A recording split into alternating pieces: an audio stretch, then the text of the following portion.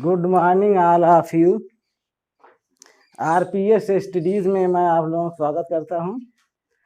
TGT PGT very very important question के साथ उपस्थित हूं। देखिए इसमें टीजीटी और पीजीटी का जो क्वेश्चन है, क्वेश्चन नंबर 1, ग्लाइकोलिसिस का अंतिम उत्पाद। देखिए ग्लाइकोलिसिस का अंतिम उत्पाद क्या है या किसे कहते हैं, ये क्वेश्चन बहुत इंपॉर्टेंट है। ग्लाइकोलिसिस, देखिए ग्लाइकोलिसिस प्रक्रिया उसे कहते हैं, क्रिया उसे कहते हैं जिसमें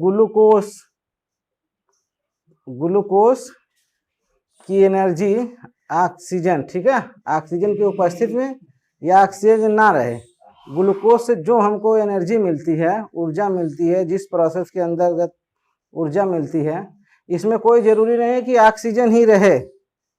ऑक्सीजन नहीं है तब भी एक रिएक्शन होता है, ऑक्सीजन रहेगी तब भी होगा, क्योंकि देखिए ग्लूकोज से हमको एनर्जी मिलती है, ऊर्जा मिलती है। अब देखिए अनाक्सी शोषण होता है ना, अनाक्सी शोषण होता है तब भी ऊर्जा मिलती है। अब इसमें देखिए जो लीवर में हमें सेल्स में जो एनर्जी रहती है, अगर एनिमल में देखेंगे सेल्स में रहती है, प्लांट में भी ये प्रक्रिया होती है। तो ग्लूकोज से जो एनर्जी मिलती है, अब उसको ग्लाइकोलिसिस, अब इसमें देखिए ग्लाइकोलिसिस में अंतिम उत्पाद में बनता क्या है, जैसे है पायरुविक अम्ल, ग्लूकोज है, ग्लूकोज 6 फास्फेट, फ्रक्टोज 6 फास्फेट। आपके सामने 3 विकल्प है। तो ये देखिए ग्लूकोज का ऑक्सीकरण की ऑक्सीजन में, ऑक्सीकरण का मतलब ऑक्सीजन लेना, ऑक्सीकरण जो ऑक्सीजन से रिएक्शन करे, चाहे आप ऑक्सीजन ले या ना ले, या किसी भी फॉर्म में ऑक्सीजन ब्रेक होकर के वो ग्लूकोज के लिए रिएक्शन करे। ये कोई जरूरी नहीं कि श्वसन में ही हमको ऑक्सीजन मिले। जैसे अभी देखिए H2O है, जैसे फार्मूला है H2O, देखिए ऑक्सीजन यहाँ भी है, कार्बन डाइऑक्साइड यहाँ भी है ऑक्सीजन। तो ऑक्सीजन किसी तरह से भी कहीं से भी मिले, कोई एजुकेशन में कोई एंजाइम से कहीं से हमको ऑक्सीजन मिले, ये कोई मस्ट नहीं कि हमको श्वसन से ही मिले ऑक्सीजन। यह ऑक्सीजन एकदम इस रिएक्शन के लिए ऑक्सीजन मस्ट जरूरी है। देखिए ग्लूकोज के ऑक्सीकरण श्वसन का प्रथम चरण है। ये कौन सा प्रथम चरण है? इसमें देखिए ऑक्सीकरण ऑक्सीजन पर निर्भर नहीं है, जो ऑक्सीकरण इस पे है वो ऑक्सीजन पर निर्भर नहीं है। जब ऑक्सीजन पर निर्भर नहीं है, ये प्रक्रिया वायवी तथा अवायवी दोनों में श्वसन में पाई जाती है, ठीक है, दोनों में समान होती है। इस प्रक्रिया होने में कुल 10 चरण, 10 स्टेप में ये कंप्लीट होता है। ये जो देख रहे हैं 10 स्टेप में कंप्लीट होता है। 10 स्टेप में कंप्लीट होने के बाद ये क्रमबद्ध कम से कम 10 स्टेप में जब पूरा होगा तो जाके वो 2 भाग में डिवाइड हो जाता है। जब 2 भाग में डिवाइड हो जाता है, ये पायरुविक अम्ल देखिए है ना, पायरुविक और ग्लूकोज 6 फास्फेट, ये सब देख रहे हैं ना, जो स्टेप वाइज हमको उसमें प्राप्त होंगे, उसमें ग्लाइकोलिसिस के साइकिल्स में आएंगे, मगर इसमें जो उत्पाद बन रहा है वो हमको देखना है ना, इसलिए इसमें बन जाता है जैसे अब पायरुविक अम्ल। इस प्रक्रिया में सबसे पहले पायरुविक अम्ल बन जाता है। पायरुविक अम्ल के 2 अणु बनते हैं इसके, फिर देखेंगे ये अम्ल तो बनेगा पायरुविक अम्ल। इसका आंसर इसमें सही है कि ये देखिए पायरुविक अम्ल बनेगा। इस प्रक्रिया के 10 स्टेप में जो अम्ल 10 स्टेप के 10 चरणों में कंप्लीट होगा, तो उसमें लास्ट में पायरुविक अम्ल बनेगा। पायरुविक अम्ल या पायरुविक एसिड जब ये बनेगा तो ये फिर जो 2 भाग में डिवाइड हो जाएगा। ये भी देखेंगे 2 भाग में डिवाइड हो जाएगा। एक भाग हो जाएगा इसके पायरुविक अम्ल, ऑक्सीकरण के पायरुविक अम्ल 2 भाग में, पायरुविक और ग्लाइकोलिसिस के अंतिम उत्पाद में ग्लाइकोसिस एविडेंट मेयर या ईएमपी पाथवे, इसके ग्लूकोज के एक अणु के ऑक्सीकरण से 2 पायरुविक अम्ल बन जाते हैं। 2 पायरुविक अम्ल हो जाएगा, एक ग्लाइकोलिसिस का अंतिम उत्पाद बनेगा ग्लाइकोलिसिस एविडेंट या ईएमपी चक्र। कौन चक्र? ईएमपी चक्र। अब देखिए, तो इसका सही आंसर होगा ग्लाइकोलिसिस का पायरुविक अम्ल। अब इसमें देखिए, निम्न में से कौन सा प्राकृतिक वृद्धि रोधक है? कौन सा इसमें प्राकृतिक वृद्धि रोधक है? अब इससे देखे, जो ग्लाइकोलिसिस से देखे हैं, इसमें बहुत से क्वेश्चन आपको बन सकते हैं। इसमें जितना एक्सप्लेन मैं किया हूं, उसमें से बहुत से क्वेश्चन बन सकते हैं। जैसे एविडेंट मेयर, ये साइंटिस्ट थे, इन्होंने बनाया था। और इसमें ये भी क्वेश्चन बन सकता है कि देखिए, इसमें बताया आपको कि ऑक्सीजन की कोई आवश्यकता नहीं होती है, ऑक्सीजन की कोई आवश्यकता नहीं है। तो इस ग्लाइकोलिसिस में ऑक्सीजन रहे या ना रहे तभी हो जाता था। अब जैसे इस तरह से क्वेश्चन बन सकता है कि एक अणु के ग्लूकोज को ग्लाइकोलिसिस होने में कितनी ऑक्सीजन की जरूरत होती है? तो जब एक भी ऑक्सीजन नहीं लगते हैं, कोई भी मॉलिक्यूल्स ऑक्सीजन के नहीं लगते, शून्य होगा। तो उसमें विकल्प में दे देता है कि कौन सा सही है। इस तरह से क्वेश्चन रहता है। और यह भी क्वेश्चन हो जाता है, ग्लाइकोलिसिस का अंतिम उत्पाद क्या है? अंत में क्या बनता है? कौन सा? तो पायरुविक। देखिए, हम यही फिर उसमें क्वेश्चन बन जाता है, ग्लाइकोलिसिस का अंतिम उत्पाद है, ग्लाइकोलिसिस का अंतिम उत्पाद है पायरुविक एसिड। घुमा फिरा के इससे कई क्वेश्चन आपको मिल जाएंगे। उसमें कौन सा वायवी या अवायवी श्वसन के समान होते हैं?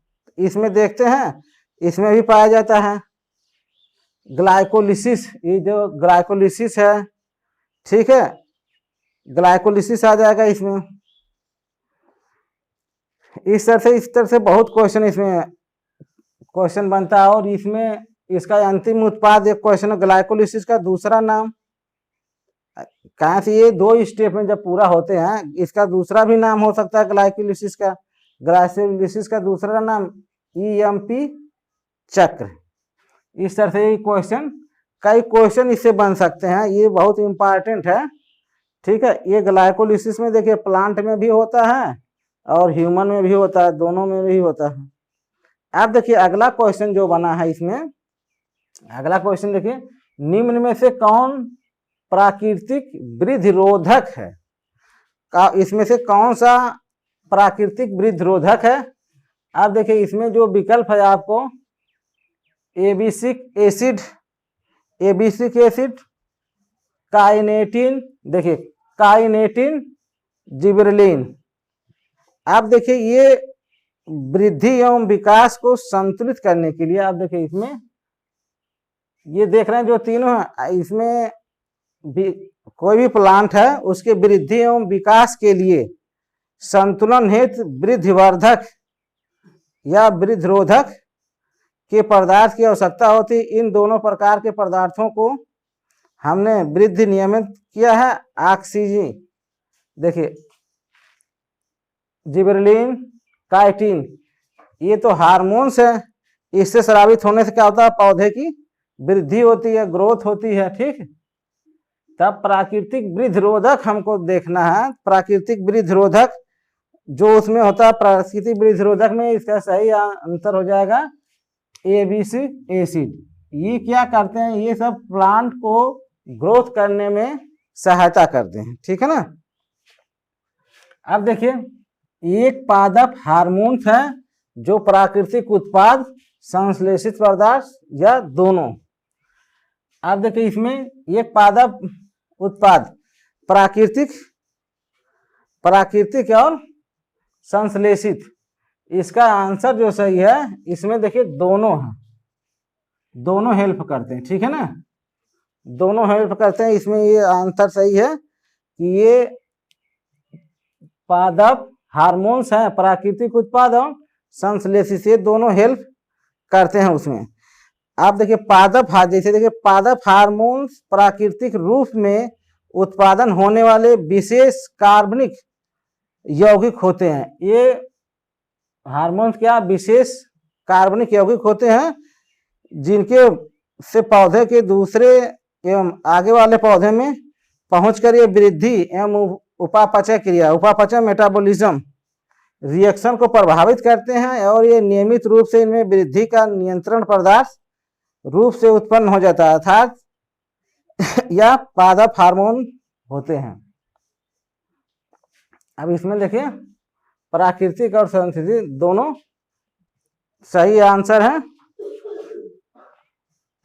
परंतु ये हार्मोन की तरह से काम करते हैं, लेकिन ये हार्मोन्स नहीं है। ये जो देखेंगे प्राकृतिक संश्लेषित, ये दोनों हार्मोन्स नहीं है, हार्मोन्स की तरह काम करेंगे। जैसे हार्मोन पौधों को ग्रोथ करता है ठीक उसी तरह से करेंगे, ठीक है, मगर ये हार्मोन्स नहीं है।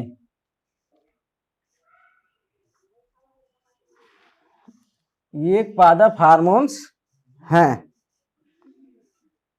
तो इसमें देखिए एक पादप हार्मोन्स है प्राकृतिक उत्पाद संश्लेषित। तब ये देखिए दोनों जो है, तो इसका सही आंसर ये है कि ये प्राकृतिक हार्मोन्स है, मगर ये वाला ऑब्जेक्ट ये नहीं सही, दोनों सही नहीं है, ये सही है। ठीक, अब आगे देखिए कौन सा पौधे के लिए पोषक तत्व नहीं है। जो पौधे की वृद्धि के लिए कौन सा ऐसा है जो पोषक तत्व नहीं है, वृद्धि के लिए नहीं है।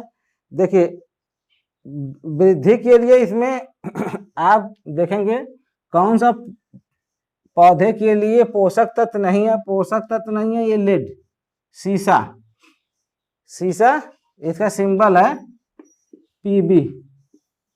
ये देखिए लेड है जो ये पोषक के लिए नहीं है, पोषक के लिए नहीं, ना कोई इसकी आवश्यकता होती पोषक के लिए इसमें। जैसे पौधे के वृद्धि के लिए अनिवार्य रूप से 17 तत्व माने जाते हैं। जो 17 तत्व दीर्घ, बड़े और लघु, छोटे, सूक्ष्म। जैसे दीर्घ में हाइड्रोजन है, कार्बन है, ऑक्सीजन है, कैल्शियम है, पोटेशियम है, ठीक है ना, सल्फर है, ये सब दीर्घ में है। छोटे वाले हैं जैसे बोरान है, क्लोरीन है, कॉपर है, लोहा है, ठीक है, निकिल है, जिंक है, ये सब दीर्घ सूक्ष्म में आ जाते हैं। तो इसमें सही आंसर हो गया कौन सा पोषक तत्व तो नहीं है, ये लेड नहीं है, सीसा का कोई आवश्यकता नहीं होती है। अब इसमें देखिए कौन से सूक्ष्म पोषक तत्व हैं। तो सूक्ष्म पोषक तत्व में मैं आपको कौन सा काउंट किया, अभी देखिए सूक्ष्म वाले में बताया ना कौन कौन है। सूक्ष्म वाले तत्व में देखिए कौन कौन से तत्व आ जाते हैं, कुछ तत्व हैं। अब इसमें देखिए इसका सही आंसर है सूक्ष्म तत्व में या फिर लोहा नहीं है। लोहा सूक्ष्म नहीं है, तत्व है, पौधों में पाया जाएगा। ये दीर्घ है, दीर्घ माने बड़ा है, बड़े तत्व के रूप में आता है लोहा। सूक्ष्म वाले में नहीं है। सूक्ष्म वाले में जैसे है कैल्शियम है, मैग्नीशियम है, कार्बन है, क्लोराइड है, कॉपर है, जिंक है, ये सब सूक्ष्म में आते हैं। बड़े वाले में आते हैं जैसे लोहा है, हाइड्रोजन है, कार्बन है, ऑक्सीजन है, कैल्शियम है, मैग्नीशियम है, ये सब आ जाएंगे बड़े वाले में। अब अगला क्वेश्चन देखिए कौन सी फसल में अत्यधिक प्रोटीन होती है। अब इसमें देखिए कौन सी फसल में अत्यधिक प्रोटीन होती है। अब इसमें कौन सी प्रोटीन होती है, देखिए इसमें है कौन सी अत्यधिक प्रोटीन। जैसे चावल है, गेहूं है, दाल, तो इसमें आप देखेंगे दाल में अत्यधिक प्रोटीन पाई जाती है।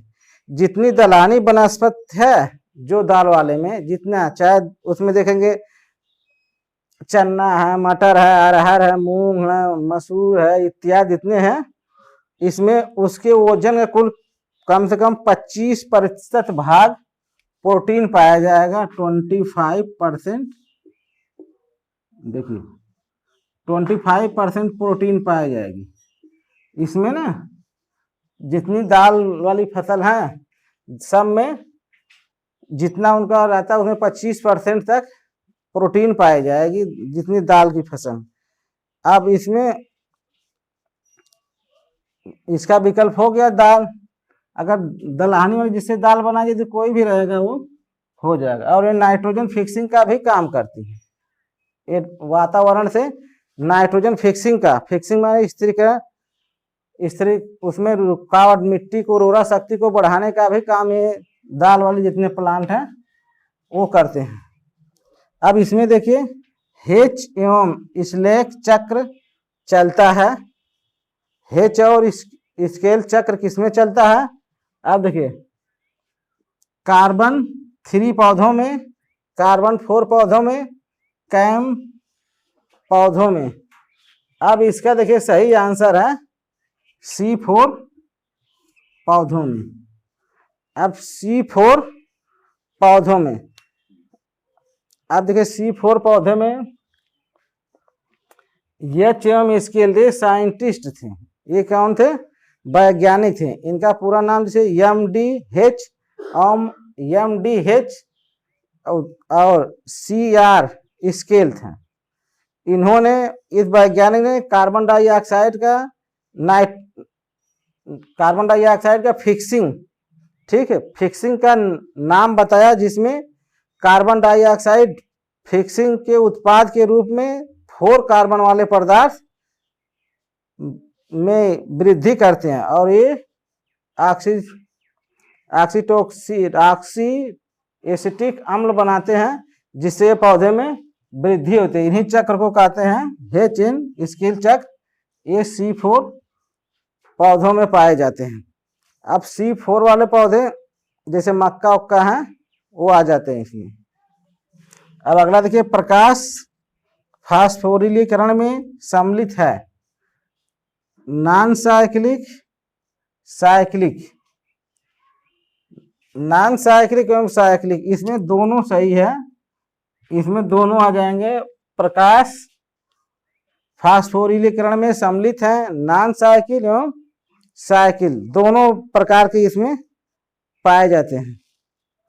ठीक है, इसमें कौन? दोनों प्रकार के पाए जाते हैं। प्रथम, अब देखिए अगला क्वेश्चन है प्रकाश एक। प्रकाश क्या है? जलवायवी कारक, मृद्धि कारक, जीवाणवी कारक। इसका सही आंसर है जलवायवी कारक है। प्रकाश एक जलवायवी कारक, जैसे जल, वर्षा, प्रकाश, ताप, हवा, सापेक्ष आर्द्रता के जलवायु कारक होते हैं। ये कारक पौधे की वृद्धि एवं विकास के लिए प्रभावित करते हैं और वाष्पसर्जन की दर की एवं प्रकाश संश्लेषण की क्रिया के लिए यह आवश्यक होते हैं। अगला देखिए कौन क्रांज एनाटॉमी प्रदर्शित करता है? सरसों, धान, मक्का। तो इसका सही आंसर है मक्का। मक्का ये प्रदर्शित करता है, मक्का। धान, ठीक है। हैच स्केल वाला C4, इसी देखिए C4 वाला कार्ब इसमें आता है, क्रांजीन मक्का में ये उत्पाद करते हैं। इस तरह से देखिए ग्लाइकोलिसिस का अंतिम उत्पाद पायरुविक अम्ल है। निम्न में से कौन सा प्राकृतिक वृद्धिरोधक है? इसको ABC भी कहते हैं। अब एबिसिसिक एसिड, अब देखिए एक पादप हार्मोन है, प्राकृतिक उत्पाद। कौन सा पोषक तत्व नहीं है? लेड, ये देख रहे हैं पोषक तत्व नहीं है। कौन सा सूक्ष्म पोषक तत्व है? लोहा, Fe। कौन सी फसल में अधिक प्रोटीन पाई जाती है? सही आंसर है दाल। दाल में जितना वजन रहता है उसके वेट वजन के अनुसार 25% उसमें प्रोटीन पाई जाती है। जैसे मान लीजिए 1 कुंटल दाल थे, उसमें 25 किलो तक प्रोटीन की मात्रा रहेगी। अब देखिए, या 1 किलो दाल है तो उसमें 250 ग्राम प्रोटीन की मात्रा रहेगी। हेच एवं स्केल चक्र चलता है कार्बन 4 पौधों में। अब देखिए, प्रकाश फास्फोरिलीकरण में सम्मिलित है, नॉन साइक्लिक साइक्लिक दोनों। अगला क्वेश्चन है, प्रकाश एक जलवायवीय कारक है। अगला है, कौन क्रांज एनाटॉमी प्रदर्शित करते हैं? मक्का। इस तरह से इंपॉर्टेंट क्वेश्चन आज समाप्त हुआ। अब अगले लेक्चर में आएंगे, तब तक बने रहिए। चैनल को सब्सक्राइब करिए, ठीक है, लाइक करिए, शेयर करिए। धन्यवाद।